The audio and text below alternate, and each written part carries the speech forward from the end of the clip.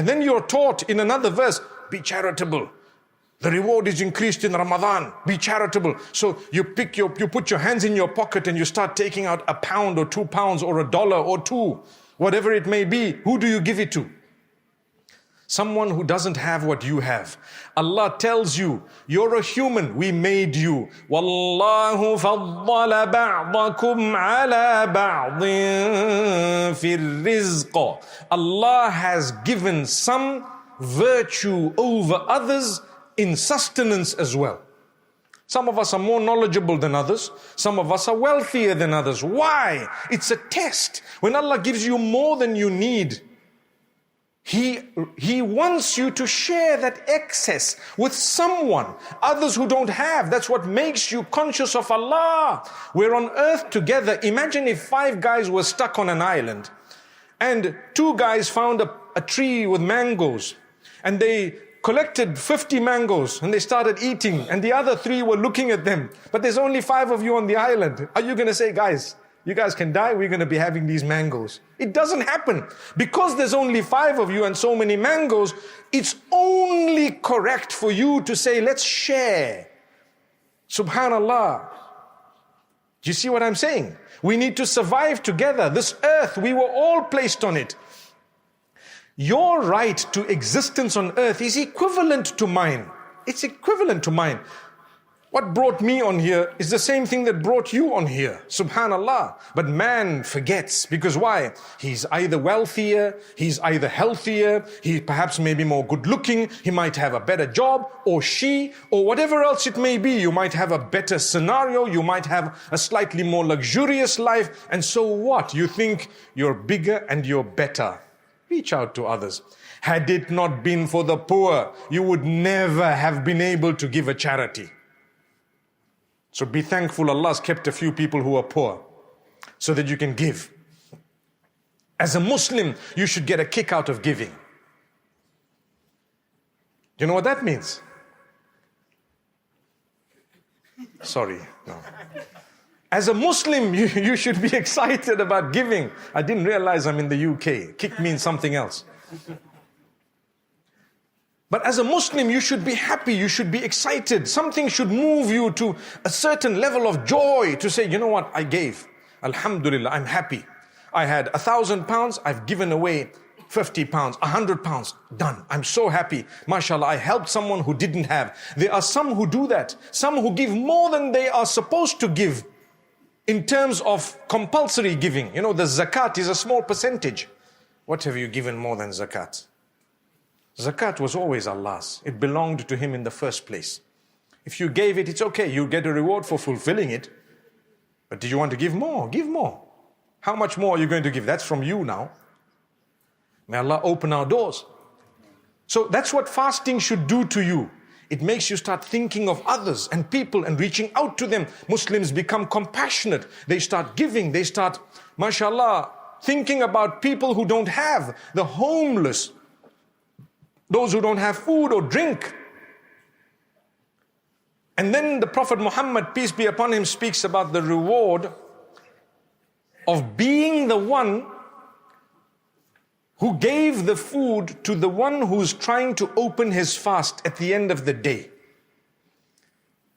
If you have given that person something to open their fast with at the time of sunset, you get a reward of their fast. Hence, people go around telling people, will you open your fast with us? Will you open your fast with us? Usually the term used is to break your fast, but I want to use the term open fast because we don't want to break it. We want to keep it intact, right? We say open the fast. So will we open the fast together?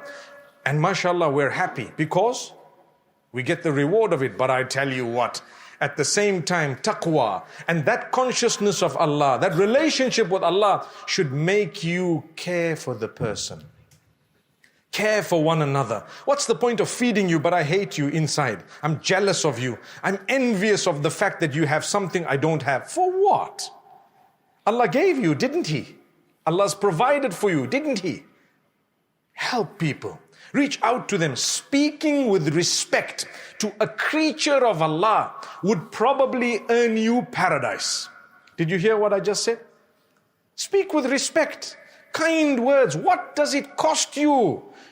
You go home and your own parents, you speak to them as though they're not even fit to be spoken to. Such derogatory words. Why? What did it cost you to disagree with them if they needed disagreement, but with utmost respect? Your parents are not angels. They are humans just like you and I. You are duty bound to respect them, to be kind to them, not necessarily to obey the wrong instructions they might give you. But if your parent has said something wrong, or they have asked you to do something outside what Allah has ordained, you can respectfully disagree. Look what Allah says in the Quran.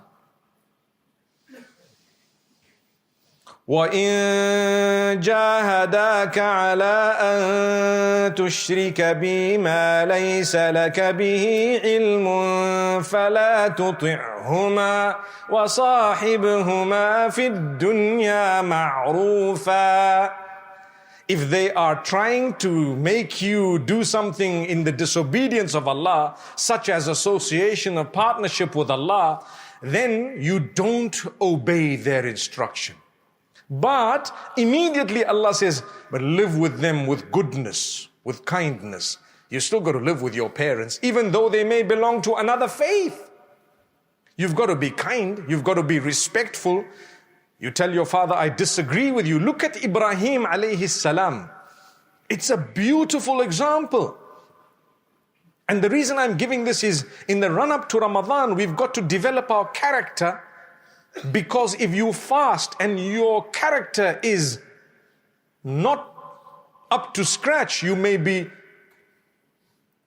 decreasing the reward or getting a sin rather than being rewarded. And I'll explain that in a few moments.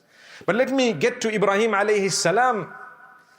His father used to carve the idols. His father was definitely far off what he was on. He was on the straight and narrow. Now, the father threatens him and tells him, we will do this to you, we will do that to you, we're going to burn you, we're going to kick you out, we're going to whatever. You know what he says?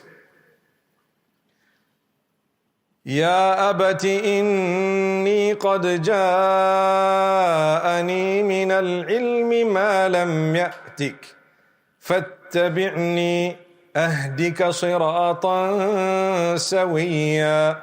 Do those sound like swear words? Does that sound derogatory? Does it sound disrespectful? He says, Ya abati, oh my father, knowledge has come to me that didn't come to you. So follow me and I'll guide you, I'll show you the path. Ya abati la ta'budi shaytan. Inna ash-shaytana kana lir-rahmani 'asiya. Oh my Lord, oh my father, do not follow shaitan. Don't follow shaitan, for indeed he is transgressive against the most merciful. So he's mentioning the mercy of Allah, the quality of mercy of Allah. What respect does he have? Yet the disagreement was big, very big disagreement. His father tried on so many occasions and actually executed the threat. Allah saved him, didn't accept the message. Did Allah say, swear him, disrespect him? Because he was a creature of Allah. Perhaps his disobedience is a test for you. May Allah grant us goodness.